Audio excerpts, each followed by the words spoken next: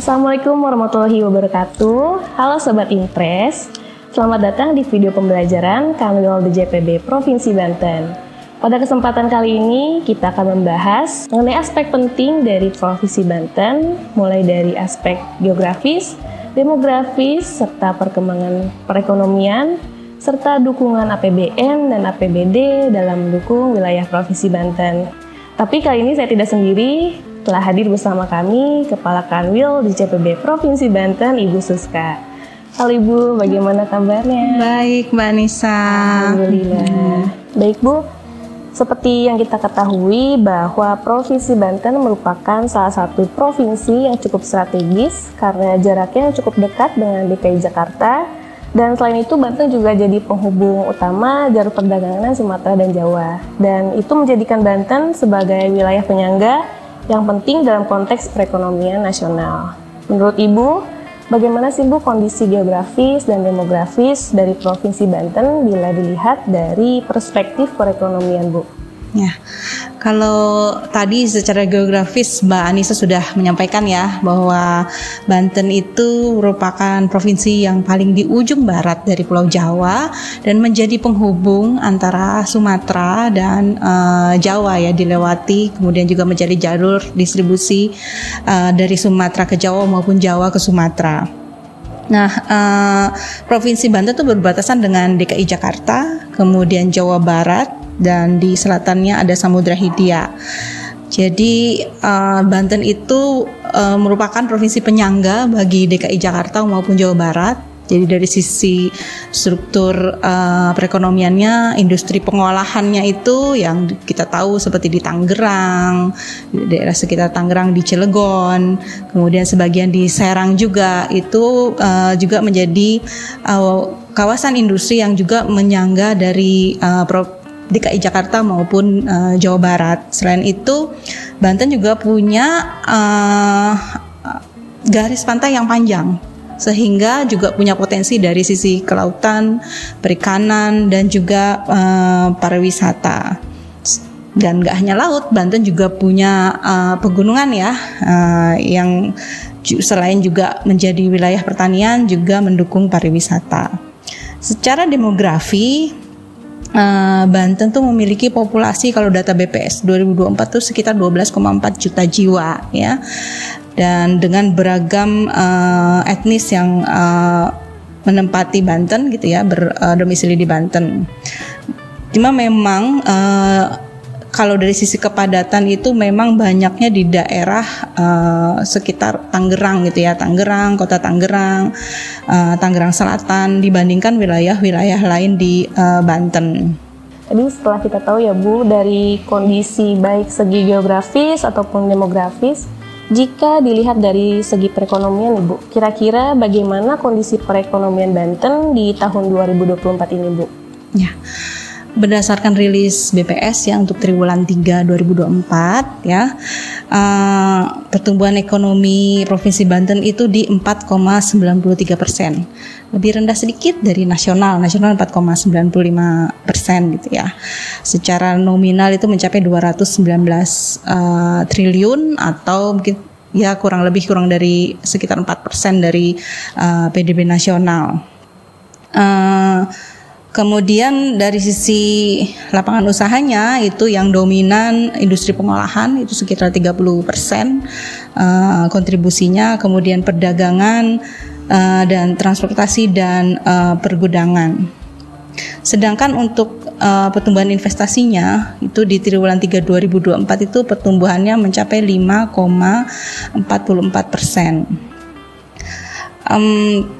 Banten itu selain ada wilayah yang memang menjadi tempat industri pengolahan, itu ada juga yang menjadi kawasan komersil dan perumahan dan sangat berkembang. Misalnya sekarang itu ada PIK 2, kemudian Serpong, Alam Sutra, BSD, dan Maja. Kemudian sekarang juga sedang dilakukan pembangunan jalan tol Serang Panimbang yang diharapkan bisa mendorong perekonomian terutama di wilayah Pandeglang gitu ya, dan kawasan industri maupun wisata di daerah Pandeglang, sehingga bisa mendukung pertumbuhan ekonomi lebih tinggi di kawasan Banten secara keseluruhan.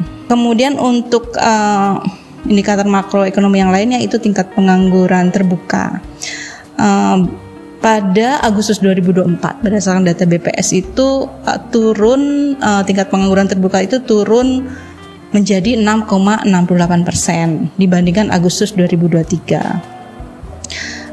Selain itu dari sisi tingkat kemiskinan berdasarkan data BPS Maret 2024 itu tingkat kemiskinan mencapai 5,84% atau kalau dalam jumlah penduduknya mencapai 791.061.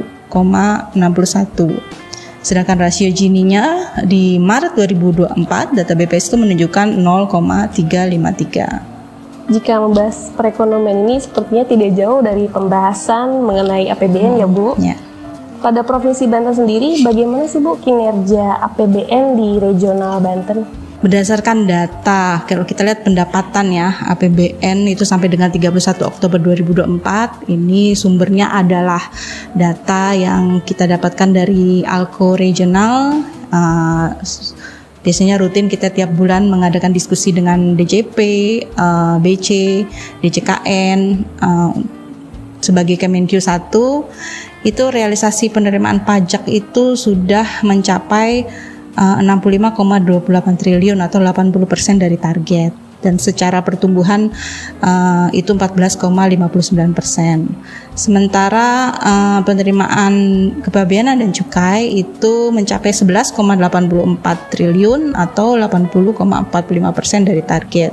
Sedangkan realisasi PNBP ini ternyata sudah mencapai lebih dari target ya, sudah mencapai 1,47 triliun atau 129%. Sehingga total realisasi pendapatan APBN itu sudah mencapai 80,67% dari target. Sedangkan untuk belanja negara itu dari Pagu 29,03 itu realisasinya sudah mencapai 23,2 triliun atau 80,19%. Dan bagian dari belanja negara itu termasuk realisasi transfer ke daerah dan dana desa itu mencapai 15,5 triliun. Baik, tadi kita sudah membahas APBN baik dari kinerjanya, dari sisi pendapatan, serta dari sisi belanja negara ya Bu ya. Lalu jika dilihat dari kinerja APBD Bu di regional Banten itu seperti apa Bu kondisinya? Kalau kita lihat data APBD sampai akhir Oktober itu dari sisi pendapatan daerahnya itu sudah mencapai 29,37% atau hampir 72% dari targetnya ya Mbak Nisa, yaitu 41 triliun. Sedangkan belanjanya itu mencapai 24,46 triliun atau masih 56,90%. Kita harapkan dari sisa bulan ini ya setelah Oktober belanjanya bisa terus dipercepat gitu ya, sehingga realisasi belanjanya bisa lebih tinggi. Kayaknya kalau membahas APBD pastinya akan berhubungan dengan pemerintah daerah ya Bu ya. Gimana sih Bu kalau Kementerian Keuangan khususnya Kanwil DJPB Provinsi Banten itu berkoordinasi dengan pemerintah daerah untuk mendorong APBD itu agar tepat sasaran dan tepat guna Bu? Jadi Kanwil Ditjen Perbendaharaan sebagai bagian dari Kemenq, perwakilan Kemenq di daerah, kita terus berkoordinasi dengan Pemda, gitu ya. Jadi mulai dari saat perencanaan dalam bentuk APBD itu kita berkoordinasi dan berdiskusi, dan Pemda juga melakukan koordinasi pada saat penyusunan KUA PPAS dengan Kanwil Ditjen Perbendaharaan. Kemudian selain daripada itu juga dalam hal monitoring penggunaan APBD gitu ya, makanya kita juga selalu mengupdate realisasinya seperti apa, dan juga kita juga koordinasi dengan stakeholder lainnya gitu ya, terutama untuk mendorong berdiskusi untuk mendorong mendapatkan rekomendasi untuk pemerintah daerah supaya bisa melakukan belanja yang lebih efektif dan tepat sasaran. Dan selain itu juga Kanwil Ditjen Pembenaran itu melakukan pembinaan dari sisi penyusunan laporan keuangan. Penyusunan laporan keuangan Pemda sehingga transparansi dan akuntabilitas dari laporan keuangan Pemda itu bisa dilakukan dengan baik. Baik, tadi kita sudah membahas nih Bu, mulai dari kondisi geografis, demografis, hingga perekonomian, serta dukungan APBN dan APBD untuk perkembangan wilayah Provinsi Banten ya Bu. Dan pembahasan APBD tadi jadi akhir nih Bu dari diskusi kita hari ini. Dan kami harap informasi yang telah disampaikan dapat memberikan wawasan yang lebih mendalam serta informasi yang baru. Terima kasih pada Ibu Kepala Kanwil telah memberikan waktu dan penjelasannya. Serta terima kasih pula kepada audiens yang telah menyimak video hingga akhir. Sampai jumpa di kesempatan berikutnya. Tetap semangat dalam membangun Banten yang lebih baik. Wassalamualaikum warahmatullahi wabarakatuh. Waalaikumsalam warahmatullahi wabarakatuh.